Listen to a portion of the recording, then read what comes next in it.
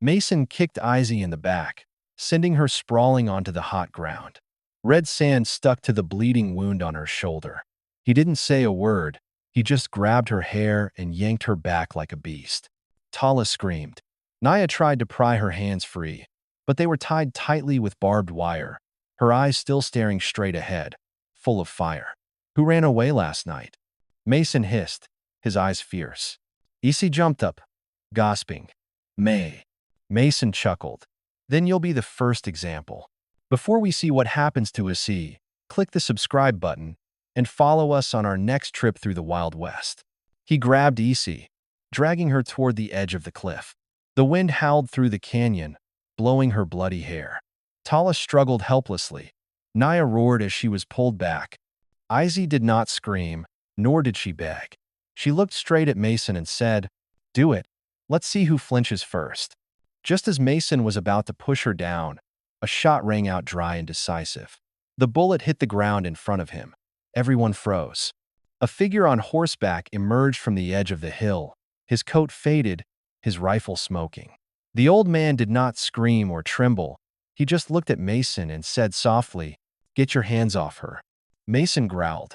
"Who do you think you are? An angel?" "No," he said. "I'm the last person you should be pissing off." His name was Silas Boone, a man whose past was buried in red dust, but whose gun still knew how to speak to evil. Izzy slumped in the saddle, her bonds cut but her wrists still bleeding. Tala sobbed like a child, and Naya was silent, but her eyes never left the man who had saved them. Silas Boone said nothing during the entire ride back to camp. He glanced back occasionally to see if anyone was following. The afternoon sun slanted through the man-sized cacti, painting the group a harsh red like dried blood. The farmhouse appeared in the middle of the wasteland. The old log house, the unfinished buffalo pen, the slanted well. It was neither clean nor safe, but for the three girls, it was like breathing again for the first time. Silas helped Tala down. She paused when he held out his hand, but then placed her trembling hand in his. Icy hopped down herself, glancing around as if she still couldn't believe the peace. Naya, the only one who asked nothing, said nothing, just stood there, ragged, cold, and alert. "There are beds in the stables," Silas said, pointing toward the outhouse. "Not many, but dry enough to sleep on." "We didn't come to sleep," Naya said. "We need a way home." Silas turned to look at her, his eyes not angry, just tired. "Stay a few days if you want to live. The youngest leg is about to get infected." Naya was silent. That night, the four of them sat around the fire. The wind outside howled like a wolf calling to its pack. The smell of smoke mingled with the smell of burning meat. Icy tore off a piece of dry bread, chewing without blinking. Tala dozed on her sister's shoulder. Naya watched the fire, occasionally glancing at Silas. "You were a cavalryman," she said, not asking. Silas nodded. "When you were young, this area? You used to go on raids?" There was a pause. The firelight danced in his eyes, as if reflecting what he wanted to forget. "Yes," he said. Icy sat up immediately. "So you killed people like us? Women? Children?" "Not me. But I was there." Silas did not flinch, and I was silent. No one said anything more. The wind outside blew harder. Tala turned over, calling for her mother in a daze. Naya pulled the blanket up to cover her chest, then looked up at Silas. "You saved us," she said. "But don't think that's it." Silas nodded. "I never thought that." That night, the three girls slept side by side in the old barn. Silas slept on the porch, his gun at his feet. The wind howled constantly, a reminder that what was buried was never gone. The next morning, Tala snuck out of the barn, before the sun had fully risen. She walked quietly, not wanting to wake Isi, who had slept through the night as if about to spring up and fight the darkness. In her hand was an old tin bucket, which rattled as it hit the well. The well was near the edge of the property, where it bordered the town. Tala bent down and pulled the rope. Water poured out in buckets, cold and heavy with the smell of iron. Just as she leaned over to wash her face, a voice called out from behind her. "Be careful. This well rope is old. It could break at any moment." Tala turned around. It was a white girl, about her age, with blonde hair tied back and a basket of eggs in her hand. She was wearing a blue dress and standing a few feet away from Tala, but she did not seem hostile. "I'm Annie," she said. "I live half a mile from here. I usually come here early." Tala didn't know how to respond. She had been taught by her mother that not all white men were evil, but that had died with her beneath the hooves of the cavalry. "I didn't do anything," Annie continued, her voice quieter. "I just saw that you were cold." Annie opened her basket, took out a small piece of wool, and held it out to Tala. The Apache girl stared at it as if it were a knife, but in the end she took it, gently, without a word. They sat by the well. No one spoke anymore, but the tension was gone. There was only the sound of the wind blowing through the dry grass, and the sun was beginning to warm. That evening, Izzy discovered the wool in Tala's hand. "Whose?" she asked, her voice like a knife on wood. "A girl's," Tala said. "She was good." "Good?" Isi faintly smiled. "As good as those who drove our whole village into the abyss?" Naya stepped in just in time. "Enough, Isi." "Not enough," Isi snapped. "Are you going to make him trust the white man? Trust that he can forget all the blood that was shed by smiling?" Tala clenched the scarf, her hand shaking. Naya stepped forward and put her hand on his shoulder. "No one asked me to forget, but I can't live with hatred forever." Isi turned away, but said nothing more. That night, Tala slept with the scarf in her hand. Outside, the wind picked up again, this time carrying the smell of smoke. Annie was thrown into the mud in front of the tavern. Her dress was torn, her cheek bruised, and the basket of eggs shattered beside her hand. The tall man in a cowhide cloak, with a snake tattoo on his arm, stood over her, breathing heavily. "Next time you bring eggs to a dog-like person, I'll cut that hand off." The people around didn't stop her. Some turned away, some sneered. Annie didn't cry. She just got up, picked up the eggshells, and walked quietly down the street. The news spread faster than a galloping horse. That afternoon, Sheriff Colton knocked on Silas's door. "I.C. answered. "What's the matter?" she asked, her eyes wary. "The whole town's in an uproar over these 3 girls who live here," he said, without beating around the bush. "Someone wants them sent to the camp or kicked out of the neighborhood." Silas stood up, his voice low. "They've done nothing wrong." "Not wrong," Sheriff replied, "just different." Tala stood behind the door, listening to every word. When he left, she stepped onto the porch. "Can you protect us?" Sheriff looked at her. For the first time, his eyes softened. "I can try, but my words will only have weight if someone stands up and says them to me." That night, Naya walked into town, without telling anyone, without asking permission. She put on her oldest dress, the one her mother had mended on the ground when she was alive, and wrapped her head in a veil. In front of the church, the seamstress was pinning flowers. A few townspeople stood talking, their eyes cold as they saw Naya pass. She entered the church, a small wooden building with a rusty iron cross. The smell of burning wax, rotten wood, and incense hit her. The priest was reading prayers and stopped when he saw her.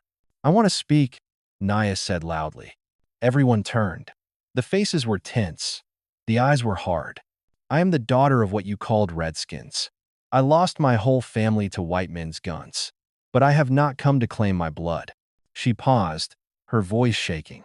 "I have come to say, don't judge when you have never been tied up, dragged away like merchandise.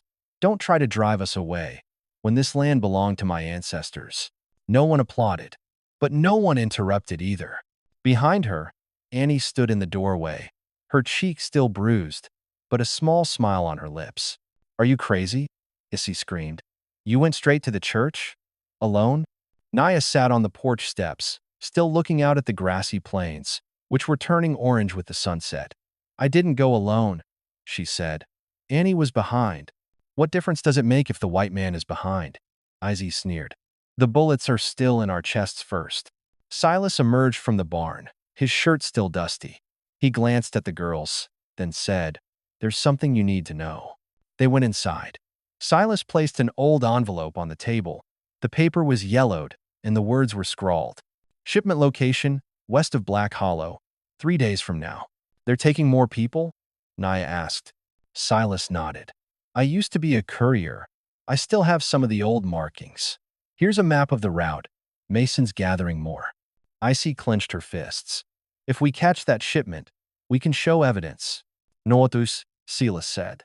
Meh. Tala stepped out from inside. No, she said. I'm coming with you. Isi rolled her eyes.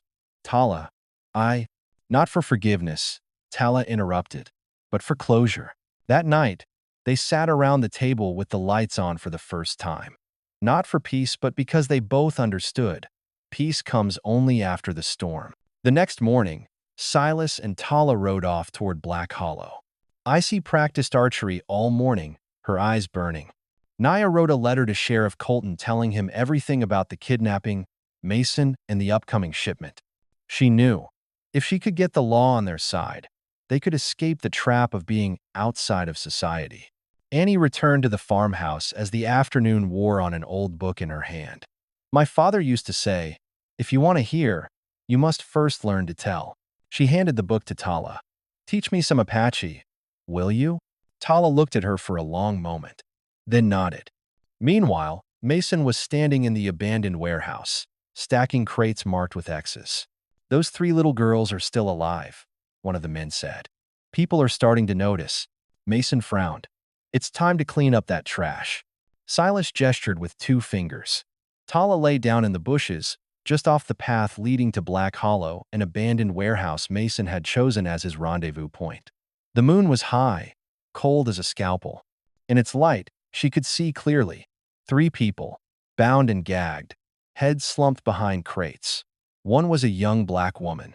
Tala turned to Silas and whispered, What should we do? Wait, he said. Remember the soldiers' faces. Find a chance to get them out. But the chance never came. 10 minutes later, Mason appeared on horseback, followed by a large wagon. In the wagon were 4 more people, 2 men, 2 women with bruised faces and empty eyes. Mason laughed. Last trip. Deliveries tomorrow morning. Delivery. Tala felt her stomach twist. She had been tied up like that before. Heard that laugh. Thought her life was over. She tugged at Silas's arm. No, no more. Silas looked at her for a long moment, then nodded. Meanwhile, in town, Naya and Easy entered the small courthouse where Sheriff Colton was waiting. There were a few more people, including Annie and her father. Colton stood up and held out his hand. I read the letter, but if you want the court to hear it, you'll have to testify. Icy crossed her arms. Are our words worth anything? A cold voice came from behind her. Whether you want to believe it or not. It was Attorney Harrow, old, thin, and famous for never having lost a case, for never taking a losing case. I represent the town, he said, and if you have evidence, I'll bring it to light. But if it's just a story, you'd better be careful what you say. Issy looked at Naya. Naya nodded. We're not just talking, she said. We have names, locations, captives, and a transport map. Colton raised an eyebrow. A map? On its way, Naya said. Tonight. At the same time, Tala crept along the wooden fence. She drew her bow. In a split second, the arrow flew, hitting the first man's rope. The man jumped, looked around. Silas fired a warning shot, then shouted, Police, drop your weapons. Panic ensued. Mason shouted, Ambush, kill them all. But it was too late. 3 horses were loose, the cargo was on fire, and the captive was running toward Tala. The gunfire rang out. A bullet grazed her shoulder. But she didn't stop.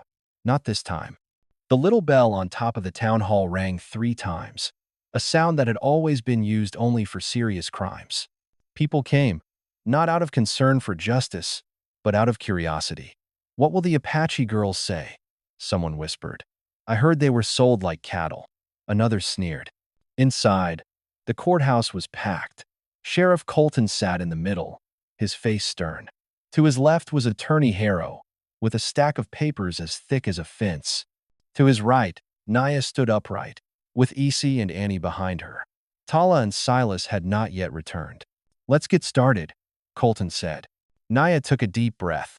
This Mason rig, a citizen of this town, kidnapped, beat, and transported people like merchandise. I am a witness. I am a victim. I am alive. Harrow did not immediately object. He only said, Do you have proof? Icy stepped forward, placing the charred map and the list of names Tala had taken from the warehouse on the table. Harrow took it, looking at it intently. After a moment, he looked up. This guy is real. But what's to say you're not making this up? Proof of life, Izzy said coldly, and lifted his shirt, revealing a long scar from chest to abdomen. The room fell silent. Annie stood up. I was assaulted for bringing her a scarf. Did anyone ask why I didn't say anything? Because I was afraid, not of them, but of you sitting here. Colton slammed his hand on the table. Quiet. Harrow was silent. But he knew. The public was in turmoil. At that moment, the door swung open. Silas and Tala entered, dusty and bruised. Silas placed a cracked leather notebook on the table, with details of transports, the names of the buyers, the dates, the prices. It was Mason's notebook, taken from the raid. Tala was supporting a curly-haired girl, the latest victim, just rescued. Living proof, Silas said. The court adjourned for confirmation. On the way back, Issy turned to Naya. You are no longer a small voice. Naya replied softly. And we are no longer silent victims. You did it to start a fight? Issy snapped as the court doors closed behind them. Not a fight, Naya said, her voice even. To end it. Testimony in front of the whole town? Walking into the place where they killed our mother? Did you think words could beat guns? Tala broke in, her voice weak. Easy. She was just trying. I'm always trying to understand. Issy turned to her sister, opening up to a white girl, believing in that old cavalryman who burned our village. Tala bit her lip. But this time, she didn't back down. Because I'm tired of living like a stone, she said. Cold, hard, and silent. Issy stopped dead. For the first time, there was not anger in her eyes but hurt. At the same time, in an old tavern, Mason Riggs sat in the shadows, shaking his drink. News of the trial had reached him. They think they can expose me? He said, his teeth grinding. A man whispered, They have the ledger. Now what? Mason pulled out a sheet of paper. On it was a list of witnesses, including Naya, Izzy, and Annie. Burn them all. He said, the ledger, the people. Back at the farmhouse, the night was colder than usual. Issy sat alone on the roof, still holding the dagger. In the yard, Tala quietly tapped out the alphabet with Annie Apache, and English laid out side by side on the ground. Naya sat by the fire with Silas. She's mad at me, she said. Silas chuckled. Anger is the survivor's way of saying I won't forget. But what's the point of being mad? If we win, who can't move on? Silas mused. The real victory is when they know pain and still live. That night, the wind blew hard. The smell of smoke wafted through the smell of burning wood. In the distance, a small fire had just started.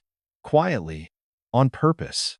The night wind blew through the smoldering smoke, carrying with it the smell of coal, rotting wood, gasoline, a mixture of unquenched fear.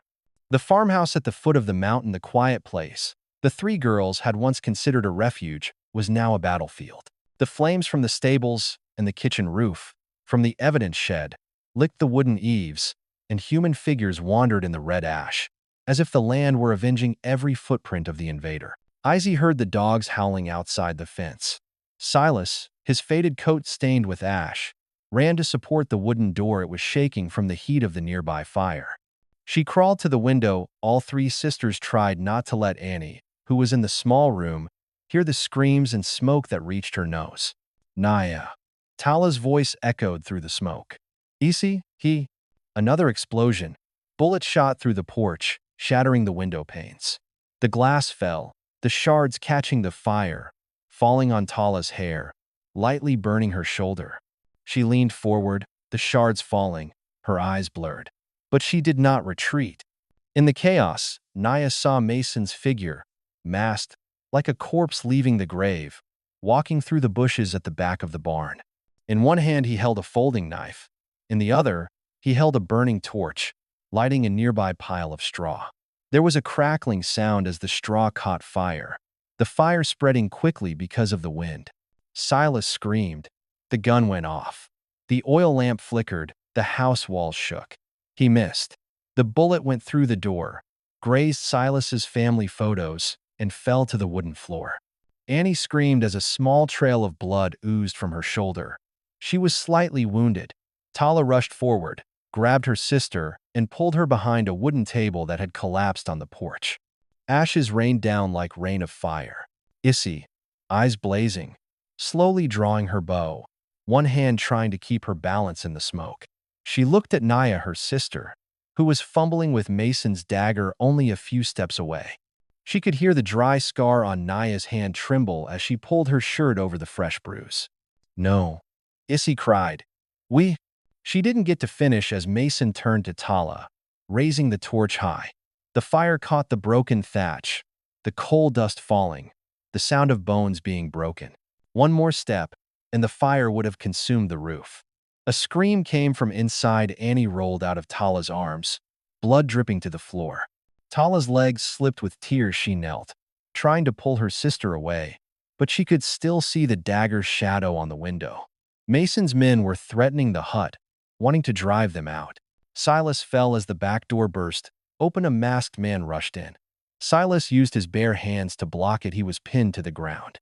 A column of straw rose, the smell of acrid smoke. Issy saw the dim light of figure approaching.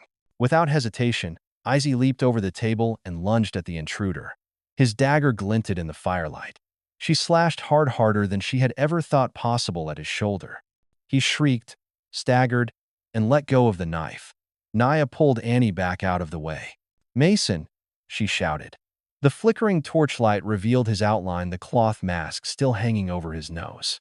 He turned. The gun was ready, but the foot of the soldier following him tripped over a broken wooden beam. Surprise! The gun shook. The bullet shot into the ceiling. A burst of bullets blew through the small house. Tala screamed, pulling Annie into the rotten wood, corrugated iron shed. The smoke swirled like a ghost. Hot Tala felt her breath burn her skin as she bent to protect Annie. Silas rose, bending to avoid the smoke and fire. His shoulders still ached where the bullet had grazed it, but he pressed forward. He struck Mason's hand with the torch, making the flame quiver, the light glinting on his face. Mason's eyes flashed with madness. Icy, from behind, raised her dagger.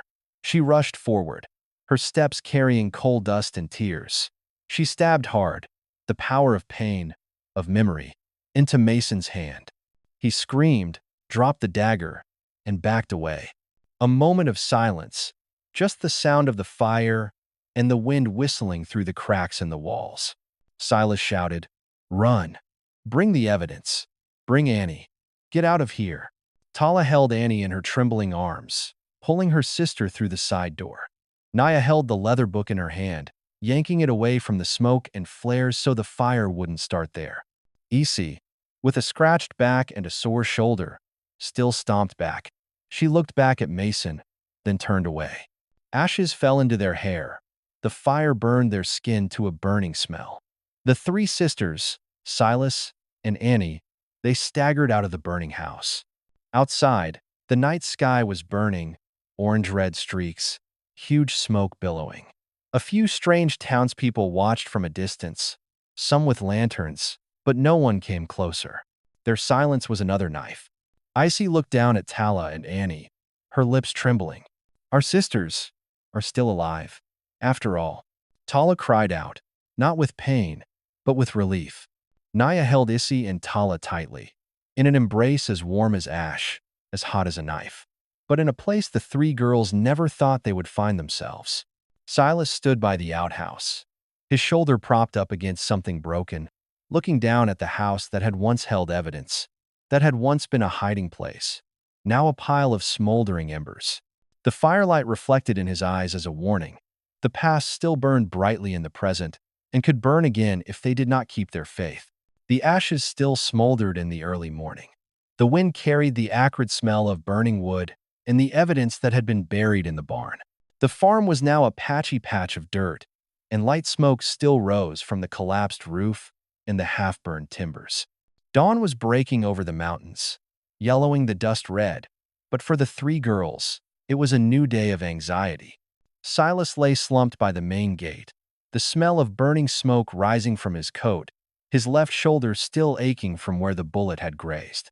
Annie lay in the small room, her frail little sister, covered with a blanket, still fiddling with the small woolen scarf wrapped around her shoulders. Tala held Annie, her eyes red, looking around at the broken wood, the broken farm tools, and at the outhouse where they had kept the evidence. "Naya, I think we can," Tala began, her voice shaking from lack of sleep, from the gunfire last night, from fear. Naya put her hand on her shoulder. "We have to. Not for revenge, but for survival. See the sky? It rises after the darkest night." Isi came back from outside the tent, her eyes sparkling and the corners of her mouth sticky with smoke. "They'll think they've won," she said. "But they only burned the house. They didn't burn the spirit." Silas opened his eyes and looked at the three girls. "Every wound, old or new, leaves its mark. What matters is that it keeps you standing." The group cleared the ashes, gathering up the documents that hadn't burned. The leather book was burned at the corners, but most of it was still legible.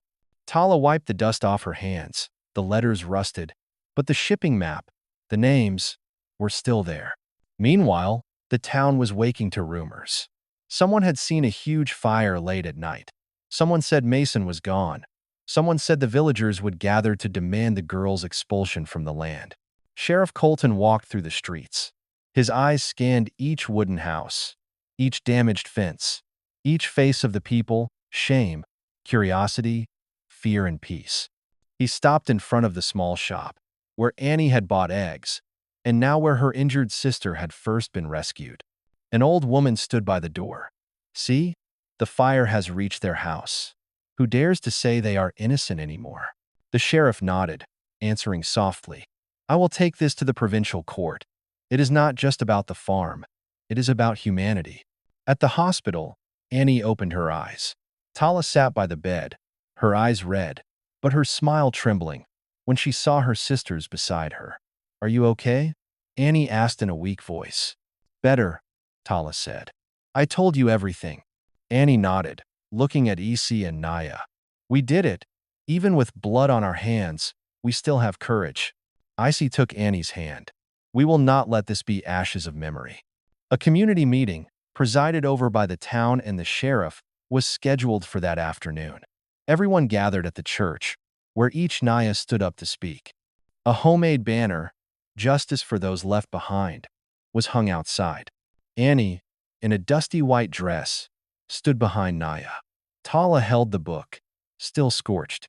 Izzy held her bow, not for fighting, but to stand beside her sisters, a symbol that they still held bows to defend themselves, if necessary.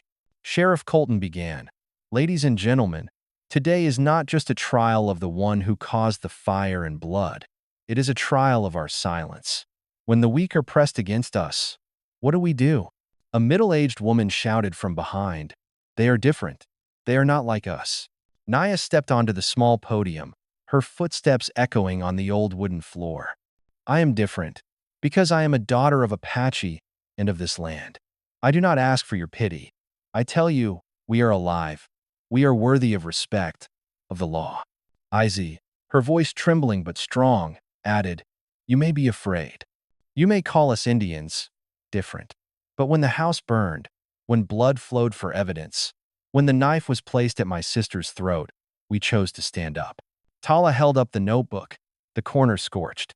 "This is the evidence, not empty words. These names, these days, these people, they were silenced. I ask you to listen, not for them, but for our children." The movement in the crowd began to change. Someone cleared his throat, saying, "If words are more important than guns."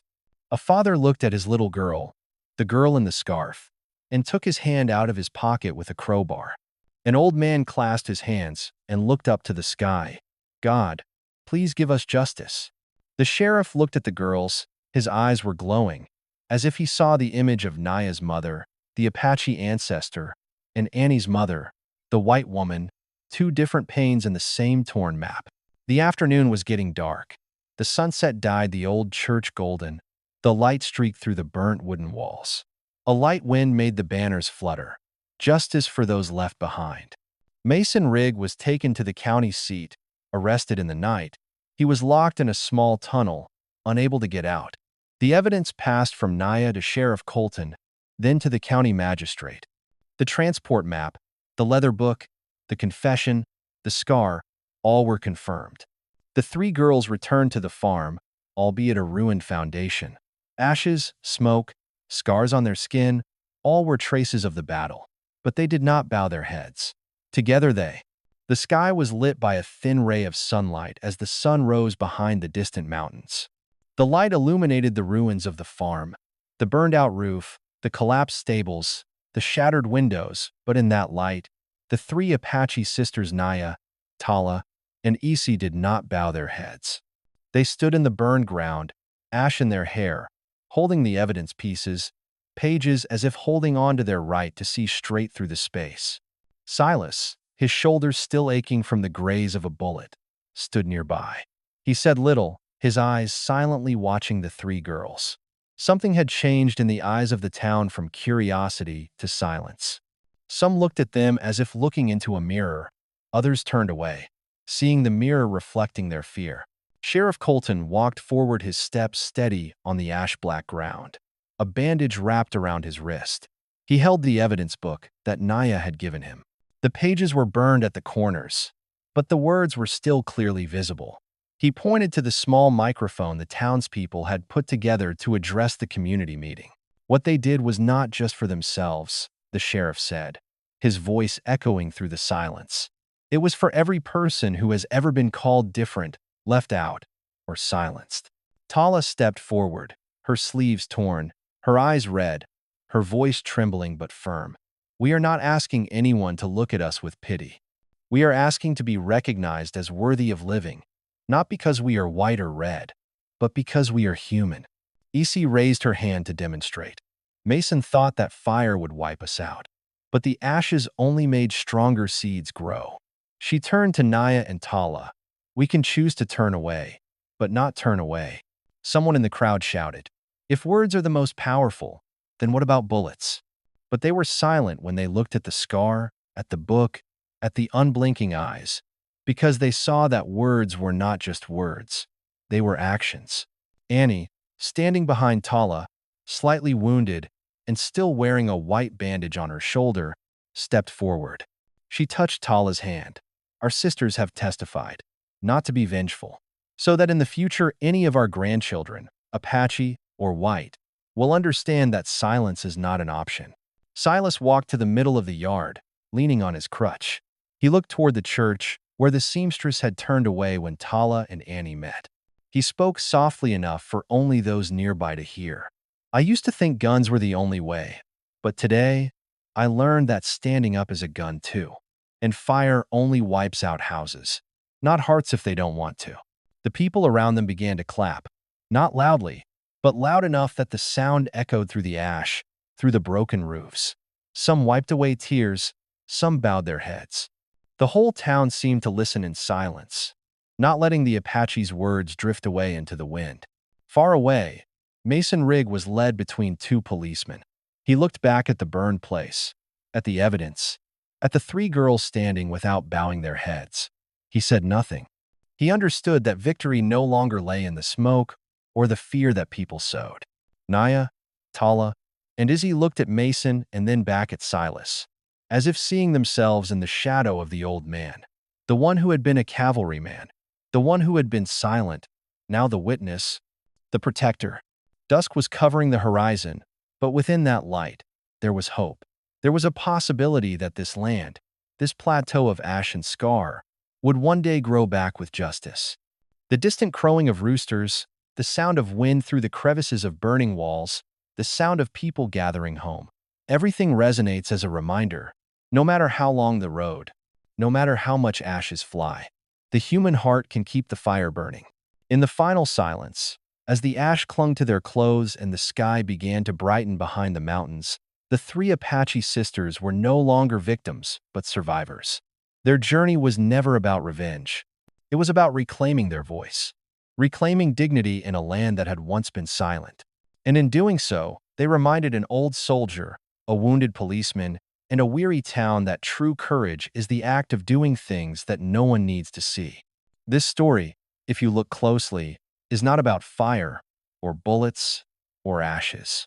It is about standing firm when everyone around you tells you to disappear. about kinship, not born of blood, but of choice, and about how healing sometimes begins not with peace, but with confrontation.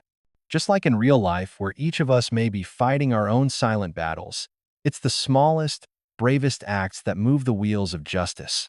You don't have to be a hero to make a difference. Sometimes, it's just stopping to listen to someone who's been silenced for too long, or choosing to believe in someone else's pain, even if it's not your own. Like Tala holding her sister, like Silas finally speaking up, like Naya placing the burned book on the sheriff's desk. These actions aren't grand, but they're enough. Let this story serve as a small mirror.